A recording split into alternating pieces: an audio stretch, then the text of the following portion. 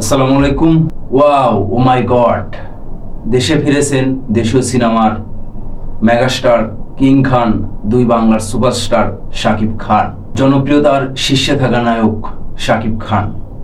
আজকে সকাল 10টায় তিনি বাংলাদেশে এসে ল্যান্ড করেছেন। আমরা যতটুকু জানতে পারলাম, আজকে সকাল 10টায় তিনি বাংলাদেশে এসে ল্যান্ড করেছেন। আপনারা সবাই জানেন তিনি অনেকদিন আমেরিকাতে সফর করছিলেন তার স্ত্রী বাচ্চাকে নিয়ে। তার স্ত্রী শবনম বুবলী এবং শেহজাদ খান বীরকে নিয়ে তিনি আমেরিকায় কিছুদিন যাবত ধরে সফর করছিলেন।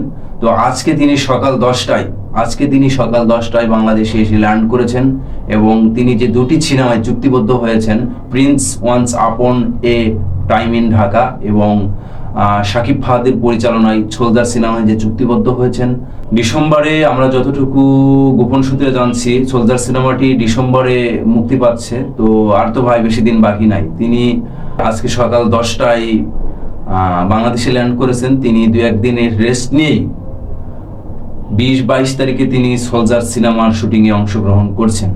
শাকিব ভাই দু একদিন রেস্ট নিয়ে তিনি সোলজার সিনেমার শুটিংয়ে অংশগ্রহণ করছেন। সিনেমাটির শুটিং কোথায় হবে এখনো আমরা সঠিকটা জানতে পারিনি, তবে বেশিরভাগ দেশের বাইরে সোলজার সিনেমার শুটিংটি হচ্ছে। সোলজার সিনেমাটি পরিচালনা করেছেন শাকিব ফাহাদের পরিচালনায়। সোলজার সিনেমাটি একটি দেশপ্রেমিক সিনেমা। তিনি রাষ্ট্রীয় গোয়েন্দার এজেন্টের ভূমিকায় অভিনয় করতে যাচ্ছেন। তো শাকিব ভাইকে এগুলো স্ক্রিপ্ট আগেই বুঝিয়ে দেওয়া হয়েছে। তো তিনি আরো একবার ফাইনালি সবকিছু বুঝে নিয়ে শুটিংয়ে অংশগ্রহণে নেমে যাবেন 20-22 তারিখে। সোলজার সিনেমাটি আশা করি অনেক ব্যবসা সফল সিনেমাটি হবে। তো তিনি সোলজার সিনেমায় টানা একবারে শুটিং করে ডাবিং শেষ করেই তিনি ক্যামেরার পিছনে চলে যাবেন।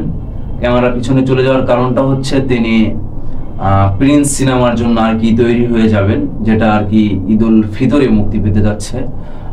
আবু হায়াত মাহমুদের প্রিন্স 1990 সালে ঢাকাকে কেন্দ্র করে গড়ে উঠবে এই সিনেমাটি। তো এখন তিনি সোলজার সিনেমা নিয়ে ব্যস্ত সময় পার করবেন, এটাই আমরা দেখতে পাচ্ছি। ধন্যবাদ সবাইকে।